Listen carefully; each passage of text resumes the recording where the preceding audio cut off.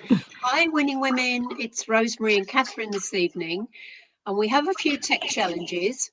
My computer actually is going to be repaired today, and the sound on this one I borrowed isn't good, but we thought we'd go ahead anyway because this is the first time Catherine's done something like this. Yeah. So I'm going to kind of get her to do more of the talking because the sound isn't good on this one. So, Catherine, let's go over to you. Tell us about you and your work with women. Well, it is an ever-evolving process. I'll just say it like that. And I liked what you said when we were talking about doing this event, that I am someone that I am learning more about what it is that's my gift and things to share in the world at this stage. As I come upon next month, will be my 77th revolution around the sun. So I'll just say for 28 years, my work was in nutrition and nutrition education. And then I moved into Tai Chi and Qigong and meditation and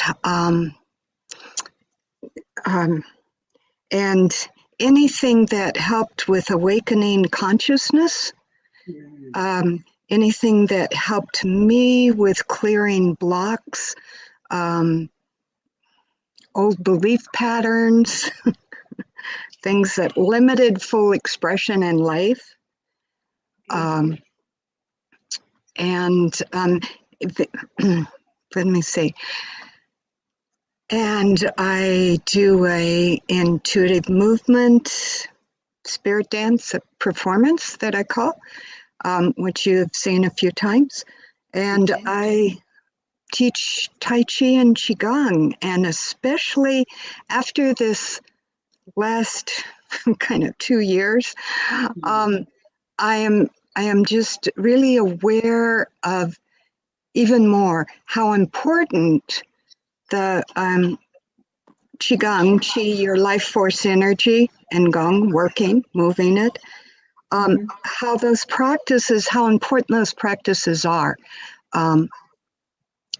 Ancient from China, but important for me, my own health physically and mentally, and then those that I teach, those who are my students who do it. And then anything that helps me to be more present. And you and I have shared a couple of mentors that we've worked with along the way. Rachel Jane Groover and Awakening Feminine Presence. I heard that and it's like, yes, I want more of that. Because one thing too, and yeah, my brain is going several ways at one time. So I'm coming down to what I teach, which is breathe to womb space, breathe to the Dantian. Oh, tell us more about that. Oh, more about that? Yeah, say a little more about that, because it's so important. That's what you're doing now to bring yourself back into the present and slow yourself down, isn't it? Right. Because I realized I have a prop. So one is, like, now I can catch things and I can catch me quicker. So I knew I was excited about this today, this sharing and this time. And so I think I moved a little bit into what I call headspace, which Rachel does also. So I have this image that I got on one of my trips to China. It's one of the terracotta figures. It's just a head. And a lot of people, and myself for many years, with, talking heads, just talking from my head, not connected to my body. So it was just a head. So here's the warrior with just a head, not attached to his body. But to be in battle or any place, we also need to be connected to our whole body and move from there. So Tai Chi, the first time I got introduced to it was after my second marriage had completed. And I went, there's stuff I don't know. I better look at some alternative things. And my counselor said, try Tai Chi. So it's like, okay. And for that 1 hour, the mind quieted down because I was focusing on what they call the lower dantian. So that is where your belly button is. If you put your thumb in your belly button, and it's about an inch or two below well, for women, more 3 inches. 2 to 3 inches below your belly button and about an inch inside the body. So what I do is, and what I did was, I'm standing up now, is I just placed my hand there below my belly button, placed my hand there. And you can put the other one over it. And what that does is help bring attention from the head down into my body. And the breath, and especially lately, the last kind of a week and a half, and we're in a Samhain window, a high holy day, honoring ancestors and honoring our lineage. I've been hearing from so many people about the breath, and it's, I know the breath, but it's like we really want to know the breath. So if you place your hand on your belly and inhale, letting the belly expand beneath your hand, and then as you exhale, the belly's going to contract down back to the center of your body, and then inhale, expanding, and exhale, contract. And with with practice, and doing it several times during the day, but practice, I always begin, Tai Chi or Qigong, we always begin by bringing awareness to breathing to the lower dantian. Breathing to the belly. Inhale, belly expands. Exhale, belly contracts to the center. And what you may notice, I hope you're doing this, what you may notice as you do this is that there's a little movement in the pelvis that happens. And this is really important. So as you inhale, the belly expands and the tailbone tends to go out a bit. And then as you exhale, it tucks under as the muscles contract. And it really helps to ground us. It really helps to move us out of head chattering, deeper into our bodies. And the lower dantian point, this is our energetic center. It is our place of power. And for women in particular, this is our womb space. Whether you still have a uterus or not, you still have that energetics. And this is where our creativity is. I mean, it's just amazing. I mean, our breath can help ground us and calm us, and we're joining the give and take of life, because we inhale, we're taking in oxygen, and as we exhale, we're getting carbon dioxide. And especially when we can be in nature, be outside and doing it, then we're really connecting even more with the cycle of nature. The trees and the plants, which give off carbon dioxide or give off oxygen, which we need, and then we give off carbon dioxide, which they need. And being in nature is really so important and crucial at this time. And it is another way, being in nature, that we connect with our feminine self, that we tend to calm down. If we can be in nature, like you have really beautiful nature. You know, my nature is intriguing, prickly on a desert.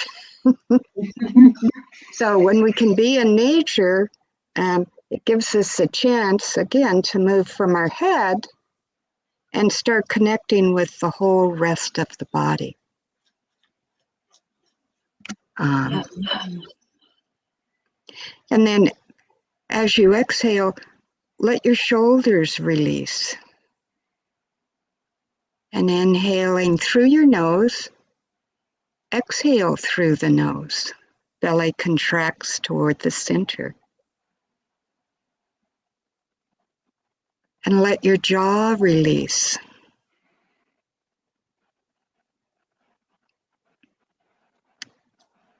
And it's simple, and yet it is so powerful what it does for us and what it does for us as women, and also for men,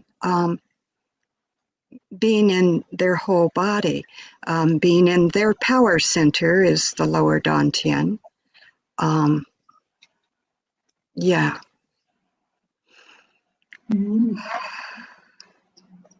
I'm looking for, oh yeah, okay.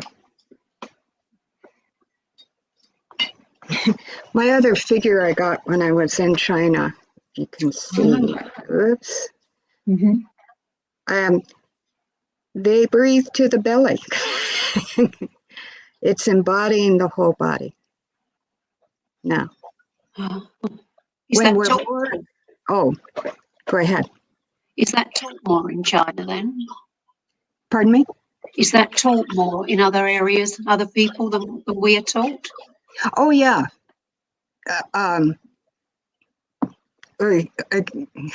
Well, you know, in yoga,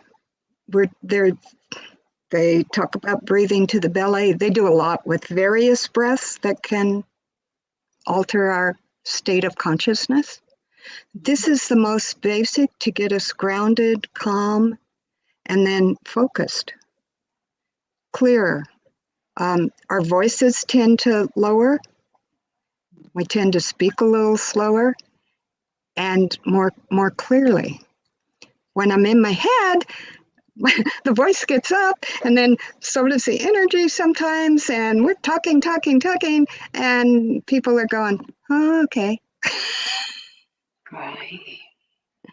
But when before, we put a hand on the belly, or just bring your attention to the belly. And even kind of one step more is imagine you're inside between the, you know, your hips here, inside, in the middle, in the center. I like to, sometimes I put a black crystal in there, sometimes the lotus flower, or sometimes just a light. Imagine a light in the womb space. And it's a way that moves us more centered, allowing different clarity.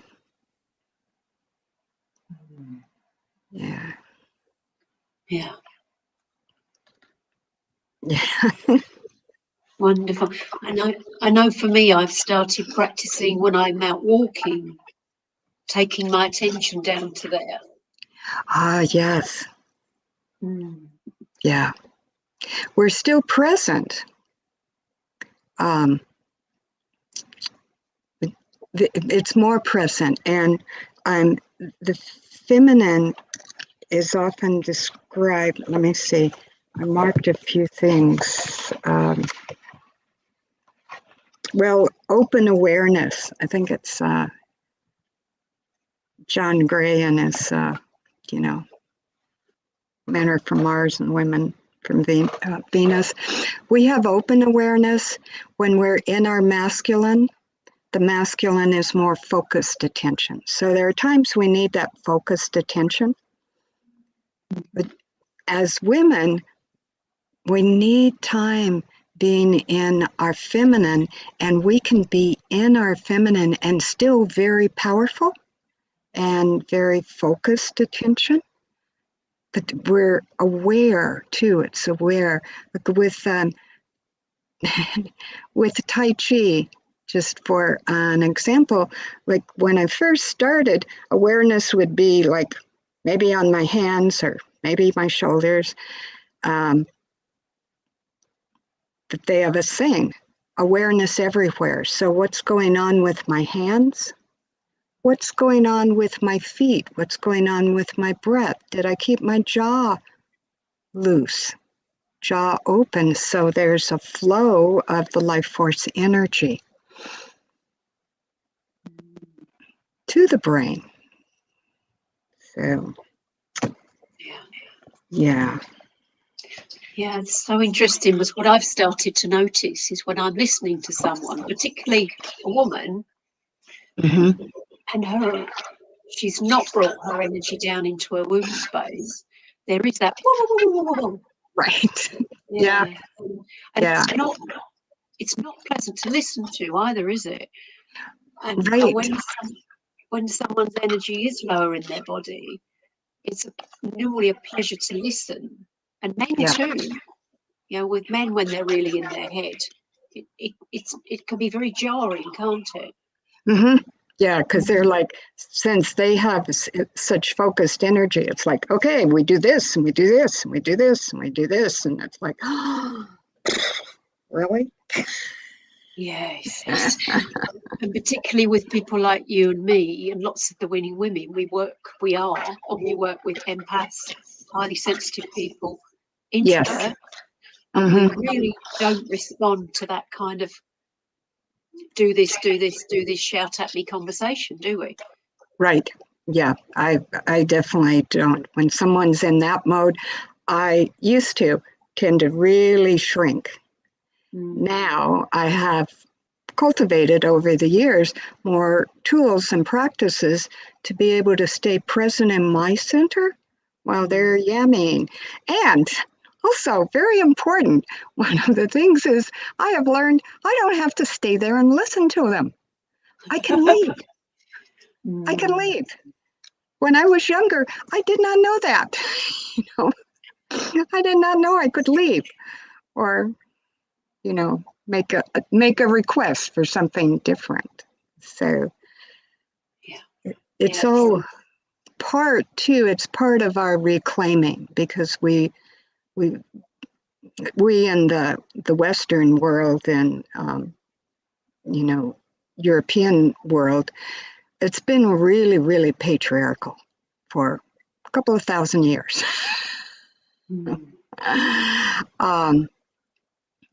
And a lot of losing touch with the earth, losing touch with ourselves. So it's really been a journey that our ancestors have been on to get us to the point where we are now, where, there's more equality. We're learning,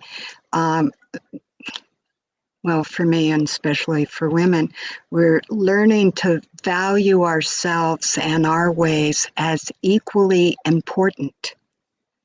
And that's a really, I've really journeyed with that a lot of my life, as you know. Some of it is that learning to value ourselves and our, growing up, I was often told, oh, you're so sensitive. You're so sensitive.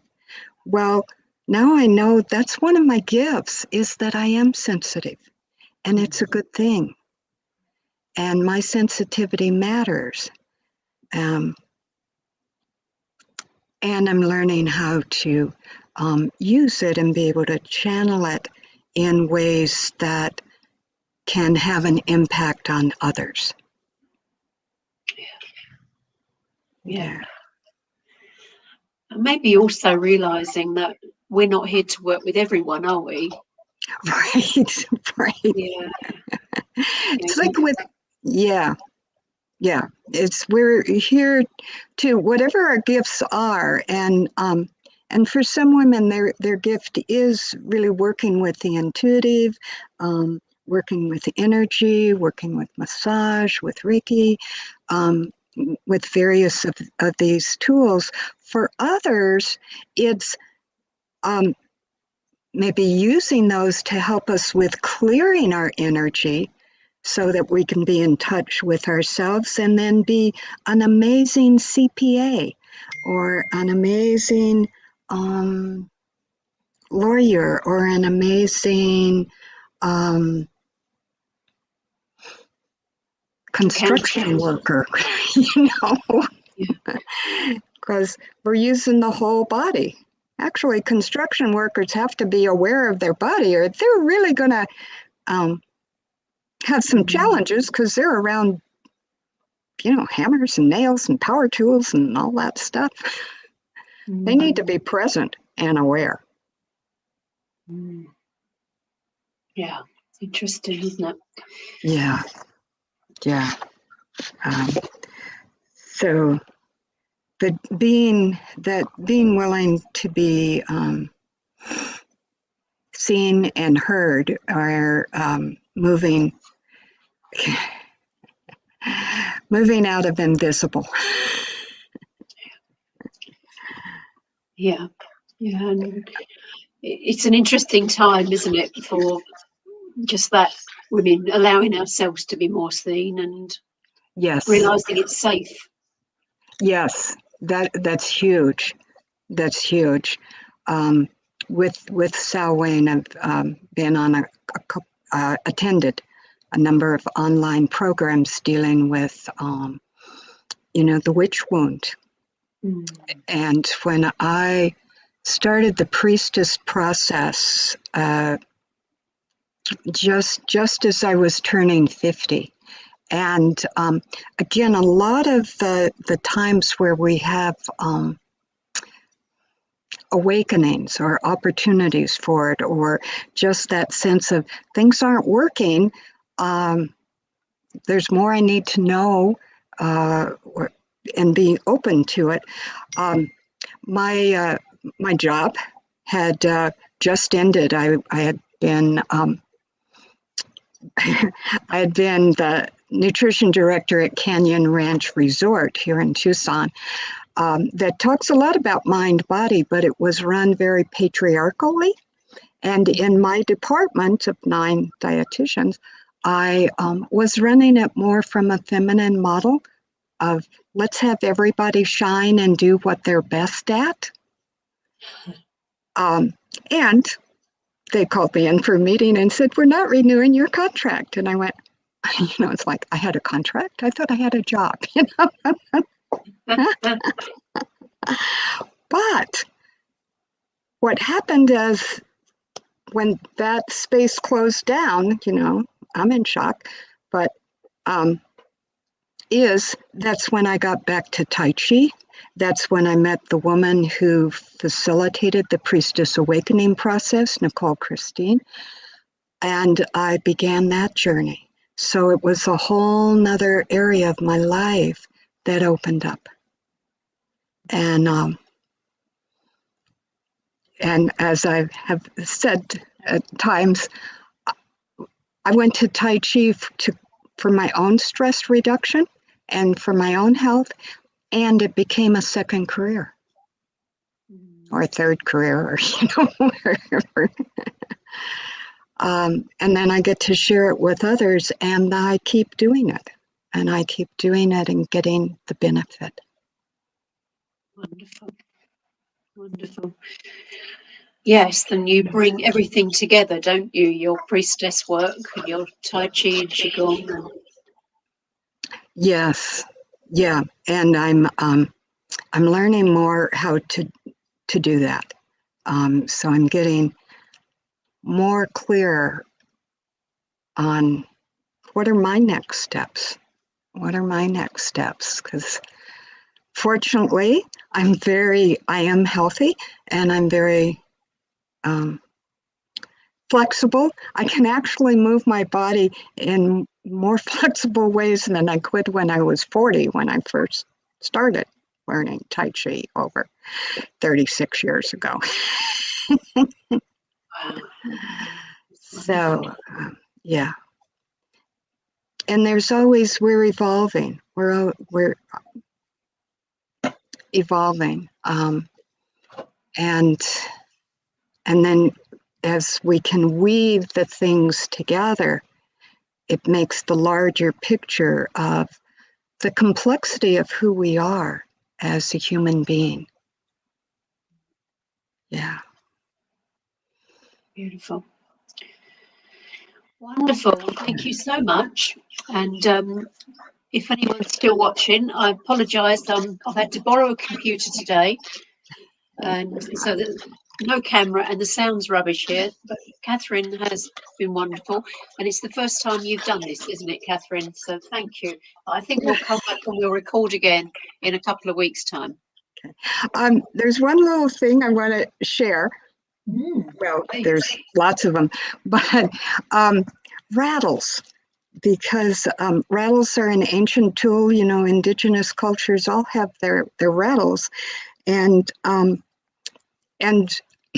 was learning, you know, some about drumming and rattles, and so in that job I kept rattles in my drawer, and after a while, my staff kind of noticed I'd come out of a meeting that had been like a bit intense, and I'd go into my office and I'd rattle, and then I'd be calmer. And so they'd come in after a while. They started coming in and saying, could we use that rattle? And so you can make them. Rattles in ancient times were made out of what they had, gourds or plants, and then seeds and little rocks. You know, we have, whoops, there. We have lots of these medicine things, you know, or we used to have lots of film canisters, and a friend who did photography gave them to me. And then you can make rattles out of those. And I use them a lot, just daily, and also, yeah, this one does happen to have rocks. Whoops. Oh. But this one has mung beans. Yeah. Rice doesn't work too well because it breaks down, but popcorn works well. You vary how much you put in, and you've got your own rattle.